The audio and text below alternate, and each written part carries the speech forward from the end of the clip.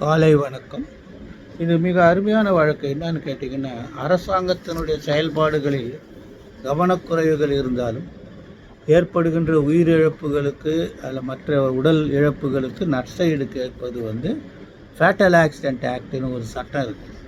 அது 1855 இருக்குது. அதில் லா ஆஃப் டார்ட் தீங்கு, அதில் ஸ்ட்ரிக்ட் லயபிலிட்டி இருக்குது. சில விஷயங்கள்லாம் நீங்கள் கண்டிப்பாக செஞ்சு தான் ஆகணும்.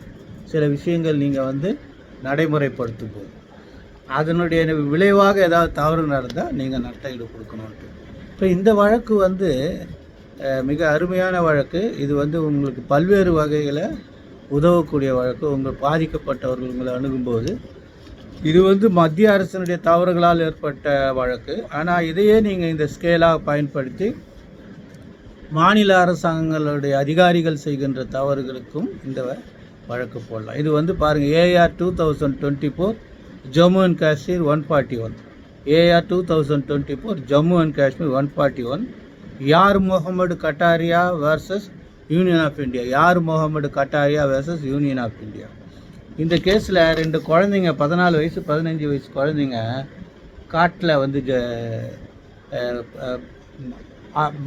ஆடு மாடுகளை மேய்க்க போகும்போது அது ஒரு இம்ப்ரோவைஸ்டு எக்ஸ்ப்ளோசிவ் டிவைஸ் அது உபயோகப்படுத்தாமலும் அப்புறப்படுத்தாமல் வச்சதுனால அது வெடித்து இந்த குழந்தைங்க 2 பேரும் இறந்து போயிடுறாங்க. இது இறந்து போனது 2009. அப்போவே இவங்களுக்கு ஆளுக்கு 1 லட்சம் கொடுக்குறாங்க. அது 1 லட்சம் கொடுத்த பிறகு கூட இது இந்த குழந்தைங்க அவங்க அப்பா மறுபடியும் அவங்க கேஸ் போடுறாரு. அவர் கேஸ் போட்டு என்ன பண்ணுறாருன்னா நஷ்டஈடு கேட்குறாரு. அது அரசாங்கம் என்ன சொல்லுதுன்னா, இவர் காலதாமதப்பட்டு போட்டிருக்காரு, நாங்கள் ஏற்கனவே எக்ஸ்கிரேசியா அமௌண்ட் கொடுத்தோம்லாம் சொன்னப்போ ஒரு அற்புதமான தகவல் இந்த தீர்ப்பில் நமக்கு சொல்லப்பட்டிருக்கு. நீங்கள் கண்டிப்பாக இதை தெரிஞ்சு வச்சுக்கணும். அது என்னென்னா, இந்த ministry of home affairs revised guidelines of central scheme for assistant to civilian victims, family of victims of terrorist, communal left wing extremism, violence and cross border firing and mine IED blast on Indian territory. அப்படி இந்திய அரசாங்கத்தின் பகுதிகளுக்குள் இருக்கின்ற பல்வேறு சம்பவங்களால் ஏற்படுகின்ற இழப்புகளுக்கும் உயிரிழப்புகளுக்கும் நஷ்டஈடு கொடுக்கலான்ட்டு 2008 2016 வரைக்கும் இறந்துருந்தால் 3 லட்சமும், 2016 மேலே 5 லட்சமும் தரலாம் அப்படின்னு சொல்லிட்டு இந்த வழக்கில் பல்வேறு தேவைகள், நிபந்தனைகள், தகுதிகளை பற்றி டிஸ்கஸ் பண்ணி NOK நெக்ஸ்ட் ஆஃப் கின்னுக்கு இந்த வழக்கு போடலாம் அப்படின்னு சொல்லியிருக்காங்க. இதில் இவங்க என்ன சொல்கிறாங்கன்னா, ஏற்கனவே அவருக்கு காம்பன்சேஷன் கொடுத்துருந்தாலும் பரவாயில்ல, காசு கொடுக்கலாம். அது அந்த கைட்லைன்ஸ்லேயே இருக்குது. எக்ஸ்கிரேசியா காம்பன்சேஷன் கொடுத்தாலும் கூட இது கொடுக்கலாம் அப்படின்னு சொல்லியிருக்கு. ரெண்டாவது காலதாமதங்கள் 3 வருடங்களுக்கு சம்பவம் நடந்த 3 வருடங்கள் வழக்கு போடலாம்.